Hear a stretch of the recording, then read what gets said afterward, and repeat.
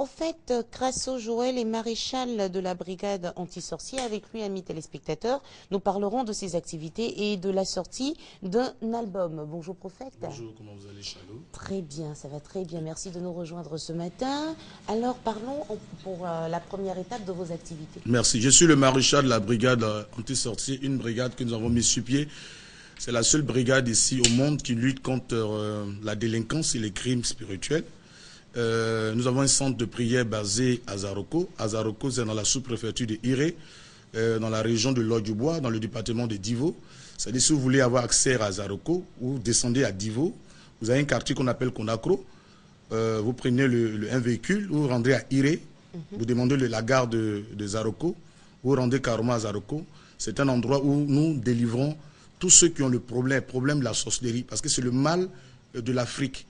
Et les Blancs ont combattu la sorcellerie au Moyen-Âge, à commencer 15e, 17e siècle. Ils ont connu un siècle glorieux. C'est l'histoire qui nous fait. Ils ont connu un siècle glorieux qu'on appelle le siècle de lumière, de la révolution industrielle, après avoir détruit la sorcellerie. Donc, à l'église que nous sommes, parce que l'église a un pouvoir, selon Matthieu 9, 17, 19, je vais vous donner la clé. La clé, c'est pour ouvrir et de fermer les portes. Et tout ce que vous ordonnez sur la terre sera ordonné dans le ciel. Tout ce que vous proclamez sera proclamé. Donc, nous, en tant qu'église, notre problème de l'Afrique, c'est la sorcellerie. L'Afrique est un scandale géologique. À cause de l'Afrique aujourd'hui, nos cadres ne vont plus, à cause de la sorcellerie, nos cadres ne vont plus dans leur village parce qu'ils ont peur à cause de la sorcellerie des mangeurs d'âmes. Et pour nous, par la grâce de Dieu, du Seigneur nous donne l'onction. Je suis aujourd'hui, depuis 2006, quand je combats cette œuvre de la sorcellerie, je suis aujourd'hui à 4188 sorciers délivrés de mes mains. 4000 qui sont aujourd'hui utiles, non seulement à leur famille, ils sont utiles à leur maison, ils sont utiles à la nation, à leur village. Le programme de la messe chez vous, c'est quand? Oui, c'est tous les jours. C'est tous les jours. Et ce qui est intéressant, c'est que cette semaine, la semaine prochaine, nous avons une retraite spirituelle où nous invitons tous les artistes de la Côte d'Ivoire, pour prier pour les artistes de la Côte d'Ivoire, pourquoi pas pour les éléphants. Voilà, pour les éléphants, parce que nous savons qu'il y a une main obscure un peu sur les éléphants. Et tous les jours, de quelle heure à quelle heure? Tous les jours, des séances de prière, c'est à partir de 20h jusqu'à 0h, à partir de 4h du matin jusqu'à 7h. 20h, 0h, 4h du matin, 7h. Et pour la deuxième nouvelle, vous parlez de votre album. Oui, mon best-of, c'est ressorti. Ça fait pratiquement 3 mois, mais à la demande du public, je suis venu relancer l'album parce que la maison de distribution décide de faire sortir encore d'autres CD la semaine prochaine parce que le prophète Crasso que je suis, j'ai une onction pour la destruction des œuvres de la sorcellerie.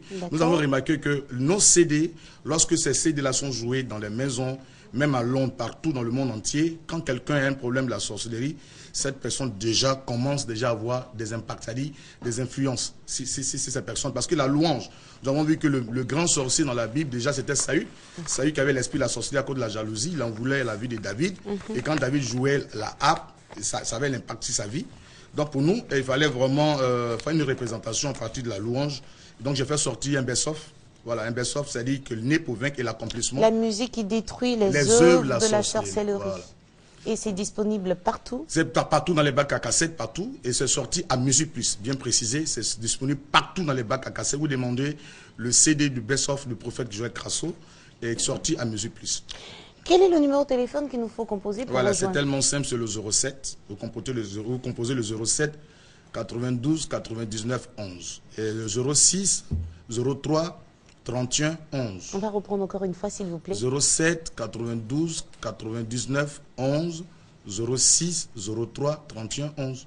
Merci beaucoup, prophète Crasso Joël, et bonne journée à vous. À bientôt, on l'espère. Amen. Comment protéger les nouveau-nés par ces temps de pluie? C'est la question à laquelle nous essaierons de répondre avec le professeur Paul Aouli, qui est pédiatre. Bonjour, professeur. Bonjour, bonjour. Merci d'être avec nous, professeur. Merci, Par merci. ces temps de pluie, que doivent faire les parents, selon vous, pour bien protéger leurs enfants, surtout les nouveau-nés? Ce qu'il y a, c'est qu'un nouveau-né, c'est un être humain qui est né et qui est âgé de 1 mois. Parce qu'après un mois, on l'appelle nourrisson. Très bien.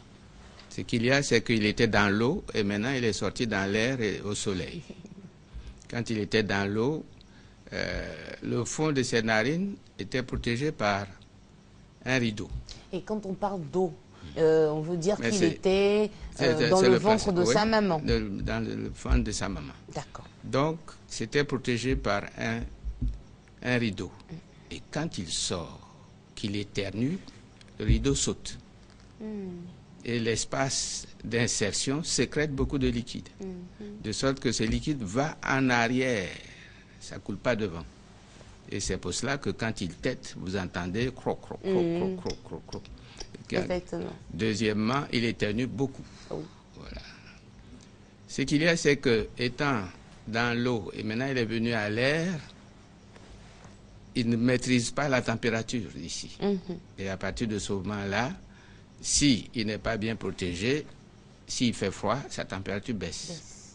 S'il fait chaud, sa température s'élève. Et c'est ainsi que quand il pleut, il va de soi que le temps est froid, et à ce moment-là, la température baisse. Sinon, quand sa température normale, c'est 37,5. 37,5. Hein, c'est pour ça que chaque fois que vous le touchez, vous avez l'impression qu'il a la fièvre. 37,5. 37,5. D'accord. Et pour apprécier qu'il se porte bien, touchez la paume de la main.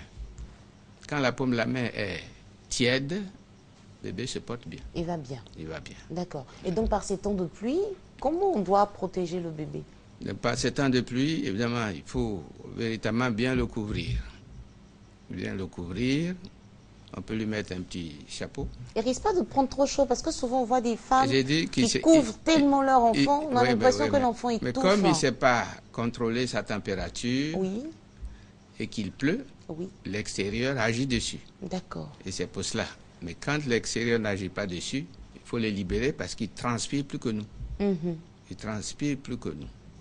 Et si jamais on prend ces précautions et qu'on couvre bien le bébé, et malgré toutes ces précautions, il arrive à prendre froid, que faut-il faire? Mais quand il a pris froid, il éternue beaucoup. Et quand il a pris froid, vous prenez par exemple les prématurés, et alors là, ils ne contrôlent pas du tout leur température. Et alors on met des bouillottes autour d'eux. On réchauffe un petit peu. Je voudrais, si vous le permettez, docteur, qu'on s'intéresse à une catégorie d'enfants, sinon à deux catégories. Je voudrais parler des enfants drépanocytaires et des asthmatiques. D'abord, est-ce qu'on peut définir, sinon rappeler la définition de la drépanocytose? Mais la drépanocytose, c'est une malformation du globule rouge.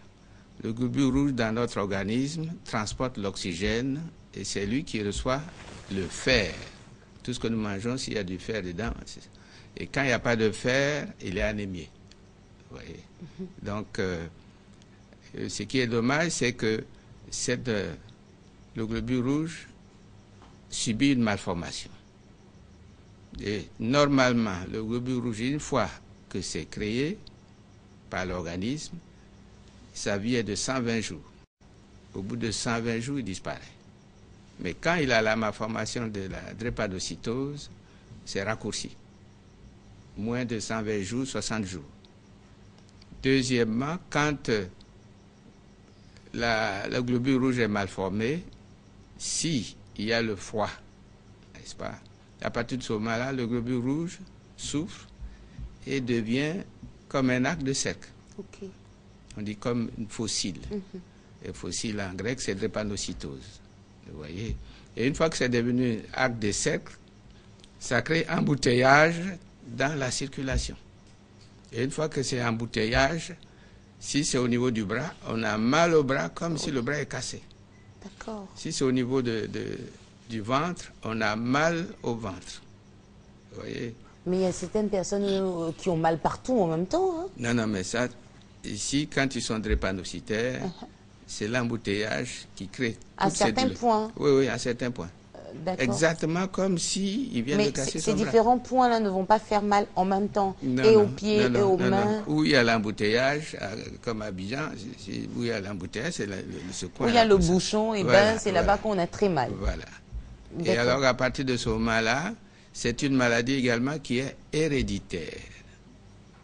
Si le père seul a, l'enfant a le signe.